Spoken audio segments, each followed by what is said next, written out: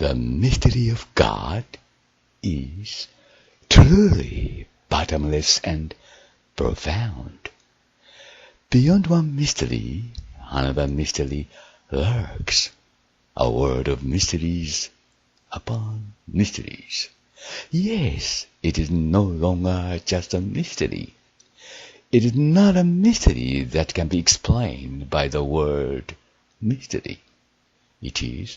in essence, a mystery beyond mystery, or something divine. A world of the sacred unknown. 神の謎はまさに底なしに深い。謎の向こうにさらに別の謎が潜む。謎また謎の世界。しかし、それはもう謎ではない。謎という言葉で説明できるような謎ではない。それはまさに謎を超えた謎、つまり神秘。神秘の世界。Hiroshi Hayashi, Hamama City, Japan, May the 29th, 2025.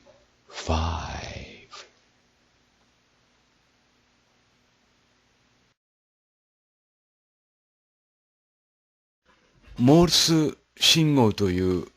通信方法がありますが、それについてお尋ねします。よろしいでしょうか。もちろんで。モールス信号で送れる信号の中にですね、多言語、2つ3つの言語を、つまり続けて送ることは可能なのでしょうか。モールス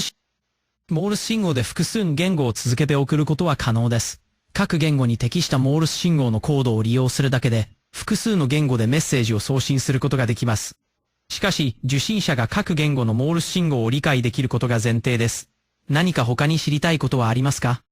もう一度詳しく聞きますが、例えば、最初は英語で文章を送り、次に今度は日本語で文章を送るということは可能なのでしょうか？はい、可能です。最初に英語の文章をモールス信号で送り、その後に日本語の文章を送ることができます。ただし、各言語に対応するモールス信号のアルファベットや文字を理解していることが必要です。送り手と受け手が合意していれば、異なる言語の文章をモールス信号で続けて送ることができます。続けて送るのではなくてですね、一つのモールス信号、最初から最後まで一つのモールス信号の中に、英文と日本文を分けて送ることは可能なのでしょうか？一つのモールス信号のメッセージの中で、英語と日本語を区別して送ることは、理論的には可能です。しかし、モールス信号は基本的に、アルファベットや数字などの文字を表すため、言語の切り替えを示す特定な信号はありません。中途、送信者と受信者が、言語の切り替えを示す特別なサインを事前に決めておく必要があります。このような方法で、英語と日本語を一つのモールス信号内で送ることが可能です。その場合、例えば、互いにその信号を決めていなければできないということでしょうか？その通りです。英語と日本語を一つのモールス信号で区別して送る場合、送り手と受け手の間で、言語の切り替えを示す特定な信号を事前に決めて共有しておくことが必要です。その合意なしには、モールス信号で多言語をスムーズに区別して送ることは難しいでしょう。わかりました。ありがとうございました。ところがですね、去る2025年5月9日、10日に私のところに送られてきたモールス信号はですね、いろいろな言語で書かれていました。ヘブライ語、アラビア語、英語などなど。その中で今日はですね、アラビア語に焦点を当てて、そのモールス信号の謎に迫ってみたいと思います。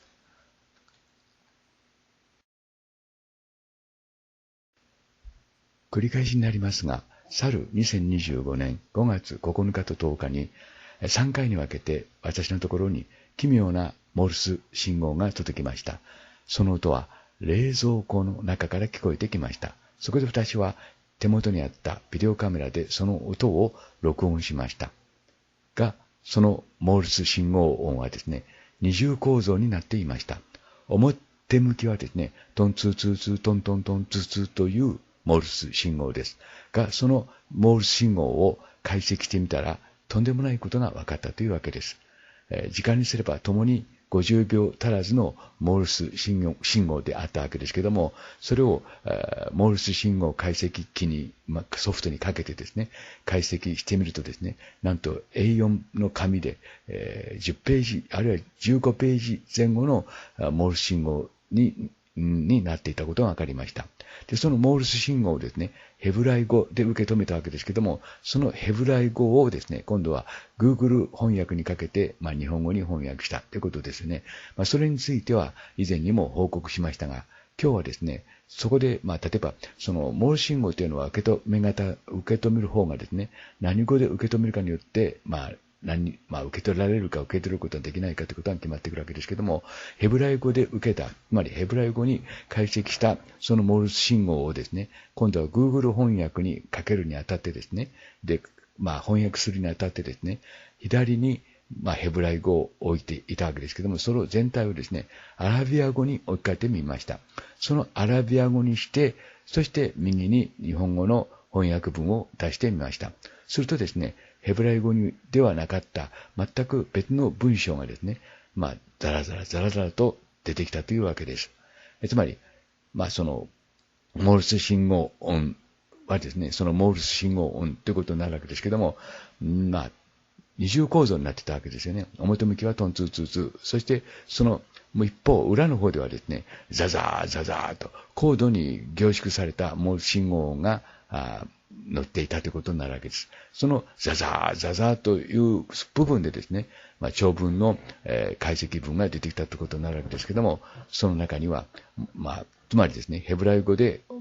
日本語に翻訳した場合と、そのヘブライ語のままですね、アラビア語にして日本語に翻訳した場合はですね、全く別の日本語が出てきたということです。これから皆さんにご覧いただくのはですね、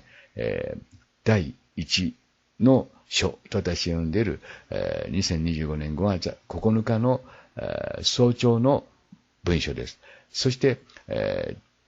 第2章ですね。それもやはりと言いますか、5月10日にですね、午後8時頃ですね、で8時半ですね、ごめんなさい。8時半に私のところに届いた文ということになります。その2文をですね、今言いましたように、一度ヘブライ語で解析して、そのヘブライ語をですね、Google 翻訳にかけたわけですけども、そのまま日本語にすれば、今までの、皆さんにご覧いただいている、その日本語をお読みいただけるわけですけども、その、段階でですね、その左の方の言語をですね、アラビア語にして、そして右を日本語にしてみたというわけです。その結果がこれから皆さんにお見せしますけれども、ヘブライ語でそのまま日本語にした文章と、そして一度アラビア語に元をですね、変えて日本語に変換した文章とは全く異なったものが出てきたということです。まさに人間の現在のですよ、私が知る限り技術を超えた、つまり、モールス信号音であったということがこれによってもわかるということです。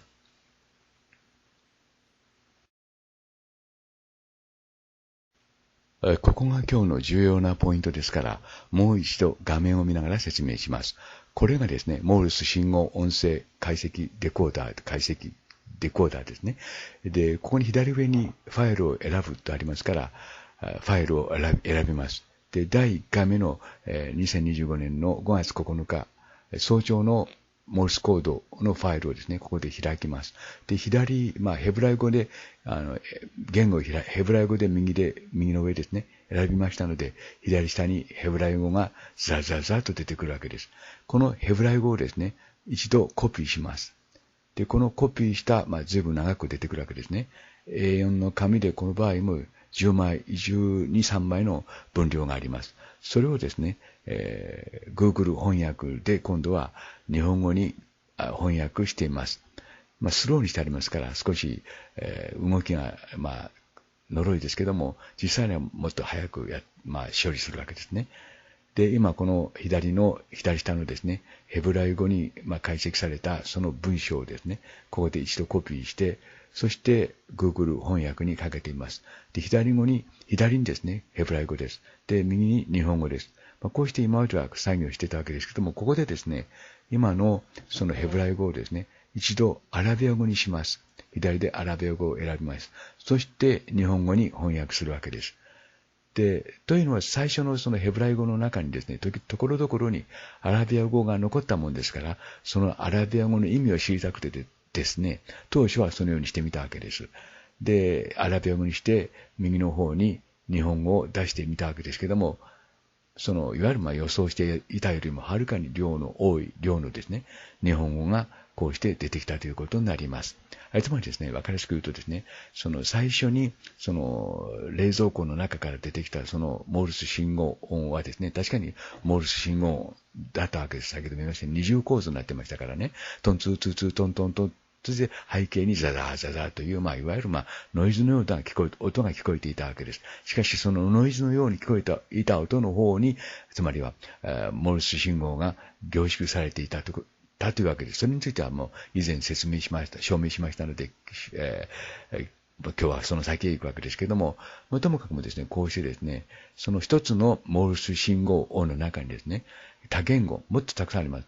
ざっと見ただけでも5カ国語以上の言語が隠されていましたということになるわけですけれども、一つのモールス信号の中にですね、このように多言語の、多言語に解析される、言語がですね、文字って言ったらいいのか、文がですね、このように、表現されていたということになります。で、それは先ほど言いましたように、コーパイロットさんが、AI のね、が説明しているようにですね、互いに、それを受け止める側、あるいは発信する側がですね、話し合っていなければできないことだっていうふうにおっしゃってましたけども、モールス信号というのはあくまでもですね、日本ですからね、トンツー、トンツー、トントンツー、トントンツーツー、この2音だけで、信号を送ってくるわけですから、その受け止める側がですね、それをしっかりと認識してないと、これからはモールスはヘブライ語だよ、これからはアラビア語だよ、これからは英語だよ、これからは日本語だよということをですね、しっかり認識してないと、本来ならば、このような形でですね、解析できないということになるわけですけども、解析してみると、そのような結果が出てきたということになります。続いてですね、第1の章、それから第2の章をですね、そのアラビア語一度も、いわゆるヘブライ語のままなんですけども、それを一度アラビア語と見立ててですね、日本語に翻訳した文章をですね、皆さんにご覧いただきます。内容的にはですね、あまり意味のない文章が続きますけども、